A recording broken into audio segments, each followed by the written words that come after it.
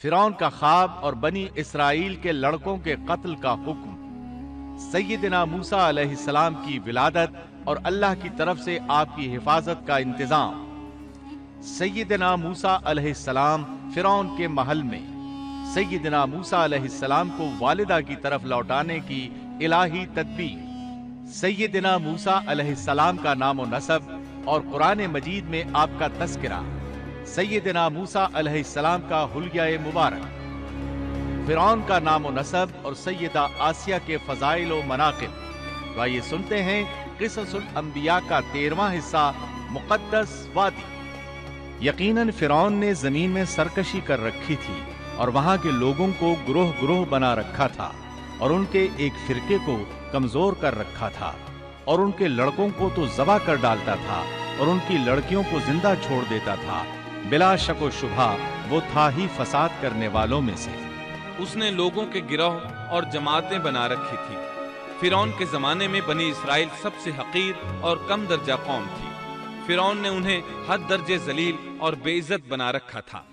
سبھی کو معاشرے میں نچلے طبقے میں شمار کیا جاتا تھا، جبکہ مصر میں یہی لوگ شاہانہ زندگی گزارا کرتے تھے۔ فرعون نے اعلان کرا رکھا تھا کہ بنی اسرائیل سب کے سب غلام ہیں۔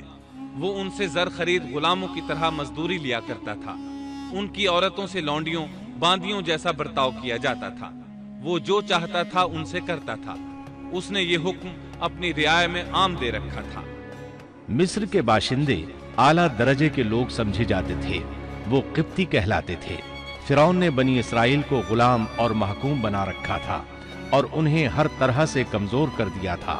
اللہ تعالیٰ سورۃ القصص آیت 4 میں فرماتے ہیں، اور اس نے ان میں سے ایک فرقے کو کمزور کر رکھا تھا۔ بنی اسرائیل اس ذلت سے نجات پانے کا انتظار کر رہے تھے، اور اس کی وجہ یہ تھی کہ انہیں ایک بشارت ملی ہوئی تھی۔ اس کے مطابق ان کا نظریہ تھا کہ فرعون کے گھر سے ایک بچہ نکلے گا جو انہیں نجات دلائے گا، اور یہ بھی بیان کیا جاتا ہے کہ یہ بشارت انہیں اس طرح ملی تھی کہ خود فرعون نے خواب دیکھا تھا کہ بیت المقدس سے آگ نکل کر مصر کی جانب بڑھتی چلی آ رہی ہے۔ وہ آگ مصر میں موجود تمام لوگوں کو جلائے ڈالتی ہے، مگر اس آگ سے بنی اسرائیل کے گھر محفوظ رہتے ہیں۔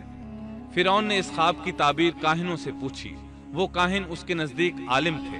انہوں نے خواب کی تعبیر یہ بتائی کہ بنی اسرائیل میں ایک بچہ ایسا پیدا ہونے والا ہے جس کی وجہ سے مصریوں کی ہلاکت ہوگی۔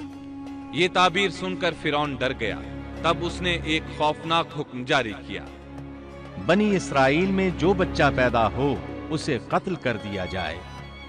اللہ کی قدرت دیکھیے کہ ہارون علیہ السلام اس سے پہلے پیدا ہو چکے تھے اور موسیٰ علیہ السلام کی والدہ امید سے تھی۔ فرعون نے اپنا حکم یوں جاری کیا تھا کہ اگر ان کے ہاں بیٹے پیدا ہوں تو انہیں قتل کر دو، بیٹیاں پیدا ہوں تو انہیں زندہ چھوڑ دیا جائے۔ چنانچہ ایسا ہی کیا جانے لگا۔ ہر نو مولود بچے کو قتل کیا جانے لگا، بچیوں کو چھوڑ دیا جاتا۔ یہ تھا بچوں کو ذبح کرنے کا حکم جو بنی اسرائیل میں شروع ہوا۔ اس کا طریقہ انہوں نے یہ اختیار کیا کہ ہر حاملہ خاتون کی نگرانی شروع کر دی۔ دایا عورتوں کے ذمے یہ ڈیوٹی لگائی کہ حاملہ مستورات کی اطلاع دیں گی، اور جو دایا اطلاع نہ دیتی اسے بھی قتل کر دیا جاتا۔ اس طرح فرعون اور اس کے وزیروں کو ہر نو مولود سے باخبر رکھا جاتا تھا۔ ان دنوں سیدنا موسیٰ علیہ السلام کی والدہ اپنے حمل کے ابتدائی دنوں میں تھی۔ انہوں نے اس بات کو چھپائے رکھا اور دایا کا کام کرنے والی عورتوں سے بھی خود کو چھپائے رکھا، یہاں تک کہ درد ذہ کا وقت آ پہنچا اور انہوں نے بچے کو جنم دیا۔ اس بارے میں سوائے قریبی لوگوں کے کوئی نہیں جانتا تھا۔ بچے کی پیدائش کے بعد وہ فکر مند رہنے لگی۔ حمل کے دنوں میں تو انہوں نے خود کو چھپا لیا تھا، اب بچے کو کیسے چھپائیں؟ پھر بھی اپنی پوری کوشش کرتی رہی، یہاں تک کہ ان کے پاس اللہ کا حکم آ گیا۔ یہ حکم اللہ نے ان کے دل میں ڈالا تھا، یعنی القاء کیا گیا تھا۔ یہ وہ وحی نہیں تھی جو پیغمبروں پر آتی ہے۔ سورۃ القصص آیت 7 میں ہے، اور ہم نے موسیٰ کی ماں کو وحی کی کہ اسے دودھ پلاتی رہ، اور جب تجھے اس کی نسبت کوئی خوف معلوم ہو تو اسے دریا میں بہا دینا، اور کوئی ڈر خوف یا رنج غم نہ کرنا۔ ہم یقیناً اسے تیری طرف لوٹانے والے ہیں اور اسے اپنے پیغمبروں میں بنانے والے ہیں۔ مطلب یہ تھا کہ جب تفتیش اور تحقیق شروع ہو یا خطرات بڑھ جائیں تو اسے دریا میں ڈال دیں۔ امام اسمعی رحمت اللہ علیہ نے ایک بچی کو چند اشعار گنگناتے سنا تو کہنے لگے ان اشعار میں کتنی فصاحت ہے۔ اس بچی نے ان کی بات سن کر کہا اللہ تعالیٰ کے اس فرمان کے بعد کوئی فصاحت باقی نہیں رہ گئی۔ اس آیت مبارکہ میں بیک وقت دو خبریں، دو احکام، دو حکم امتناعی اور دو بشارتیں ہیں، یعنی ہم نے موسیٰ کی ماں کو وحی کی کہ اسے دودھ پلاتی رہے، یہ دو خبریں ہیں، اور جب تجھے خوف محسوس ہو تو اسے دریا میں بہا دے، یہ دو حکم ہیں، کوئی خوف نہ کھا اور کوئی غم نہ کر، یہ دو امتناعی حکم ہیں، ہم یقیناً اسے تیری طرف لوٹانے والے ہیں اور اسے اپنے پیغمبروں میں سے ایک پیغمبر بنانے والے ہیں، یہ دو بشارتیں ہیں۔ اور پھر واقعی تلاش شروع ہو گئی، بنی اسرائیل پر سختی کی گئی۔ موسیٰ علیہ السلام کی ماں نے اللہ کے حکم کے مطابق بچے کو صندوق میں رکھا اور دریا میں چھوڑ دیا۔ ساتھ ہی موسیٰ علیہ السلام کی بہن سے کہا تو بھی اس کے پیچھے پیچھے چلتی جا۔ چنانچہ وہ دریائے نیل کی موجوں میں چلے اور ان کی بہن کنارے کنارے چلی، اپنے بھائی کی نگرانی کرتی جا رہی ہے کہ دریا میں ڈالنے کے بعد کیا بنتا ہے۔ اللہ تعالیٰ سورۃ القصص آیت 11 میں فرماتے ہیں موسیٰ کی والدہ نے ان کی بہن سے کہا تو اس کے پیچھے پیچھے جا، تو وہ اسے دور ہی دور سے دیکھتی رہی اور فرعونیوں کو اس کا علم ہی نہ ہوا۔ صندوق بہتا ہوا فرعون کے محلات کے قریب آن ٹھہرا۔ محلات دریائے نیل کے کنارے تھے۔ اللہ تعالیٰ سورۃ القصص میں فرماتے ہیں آخر فرعون کے آدمیوں نے صندوق اٹھا لیا، آخرکار یہی بچہ ان کا دشمن ہوا اور ان کے رنج کا باعث بنا۔ اب وہ اس کی بھلائی چاہ رہے ہیں، لیکن وہی فرعونیوں کے لیے وبال جان بننے والا تھا۔ اللہ سورۃ القصص آیت 8 میں فرماتے ہیں کچھ شک نہیں کہ فرعون اور حامان اور ان کے لشکر تھے ہی خطا کار۔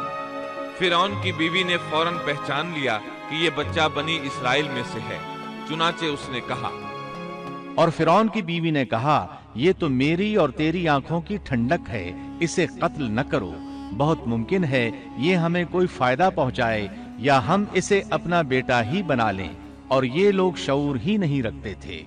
مطلب یہ کہ اس پورے معاملے میں اللہ تعالیٰ کی تدبیر سے انہیں آگاہی نہیں تھی۔ اس پر فرعون نے کہا یہ صرف تیری آنکھوں کی ٹھنڈک ہے، میری نہیں، میں نہیں چاہتا بنی اسرائیل کا کوئی بچہ میری نگرانی میں پلے، لہٰذا یہ صرف تیری ہی آنکھوں کی ٹھنڈک ہے۔ ابن عباس رضی اللہ عنہما فرماتے ہیں اگر فرعون یہ بات کہہ دیتا کہ یہ میری بھی آنکھوں کی ٹھنڈک ہے تو اللہ تعالیٰ اسے ہدایت دے دیتا، لیکن اس نے یوں کہا یہ صرف تیری آنکھوں کی ٹھنڈک ہے، میری نہیں، اور پھر ہوا بھی یہی۔ موسیٰ علیہ السلام آسیہ کی آنکھوں کی ٹھنڈک بن گئے، فرعون کی آنکھوں کی ٹھنڈک نہ بنے۔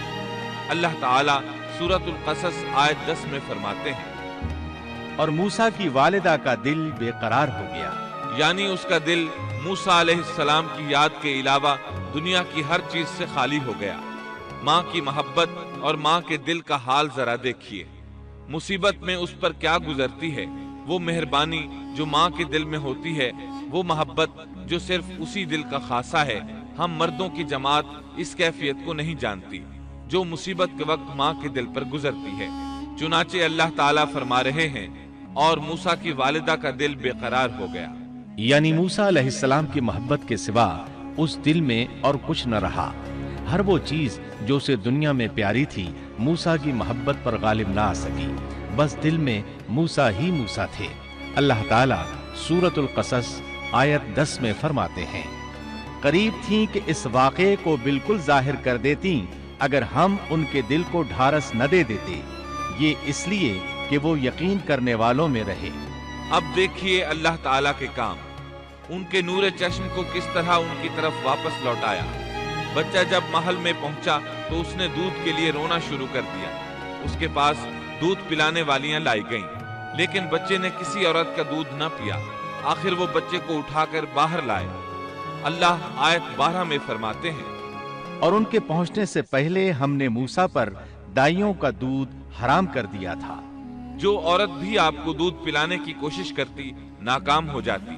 اب ظاہر ہے یہ رکاوٹ تو اللہ تعالیٰ کی طرف سے تھی، कोई दूध पिलाने में कामयाब हो भी कैसे सकती थी। उधर मूसा अलैहिस्सलाम की बहन दूर खड़ी ये सब देख रही थी। सूरतुल कसस आयत 12 में है, ये कहने लगी, क्या मैं तुम्हें ऐसा घराना न बताऊं जो इस बच्चे की तुम्हारे लिए परवरिश करे और हों भी वो इस बच्चे के खैरख्वाह। उन्होंने पूछा, ए बच्ची, तू कैसे जानती है कि वो इस बच्चे की खैरखाही करेंगी? बच्ची ने जवाब दिया, इसलिए कि वो एक गरीब घराना है। जब उन्हें मालूम होगा कि ये बच्चा फिरौन के घर से आया है तो उन्हें इनाम व इकराम मिलने की उम्मीद रहेगी। उस घर में एक नेक सीरत खातून है, वो इस बच्चे को बखुशी दूध पिलाना कबूल करेगी। उन्होंने कहा, चलो ठीक है।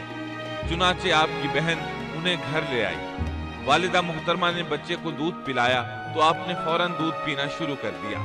सैयदा आसिया ने उनकी तरफ पैगाम भेजा कि वो महल में आ जाए और जब तक बच्चा दूध पीता रहे वो उसके पास महल ही में रहे। लेकिन मूसा अलैहिस्सलाम की मां ने इनकार कर दिया। उन्होंने कहा, मेरे अहलो इयाल हैं, मेरे खावंद भी हैं, लिहाजा उनके होते हुए मैं घर नहीं छोड़ सकती। अब चूंकि बच्चे ने किसी और का दूध पीना कबूल नहीं किया था, इसलिए वो खुद बच्चे को लेकर आते थे। इस तरह मूसा अलैहिस्सलाम की वालिदा का बेहद एहतराम होने लगा। फिरौन के हरकारे तोहफे तहाइफ उनके घर लाने लगे। अल्लाह ताला आयत 13 में फरमाते हैं, बस हमने उसे उसकी माँ की तरफ वापस पहुंचाया ताकि उसकी आंखें ठंडी रहें और आजुर्दा खातिर न हो और जान ले कि अल्लाह का वादा सच्चा है, लेकिन अक्सर लोग नहीं जानते। इस तरह मूसा अलैहिस्सलाम शाही महल में पलने बढ़ने लगे, यहाँ तक कि 18 साल के खूबरू नौजवान हो गए।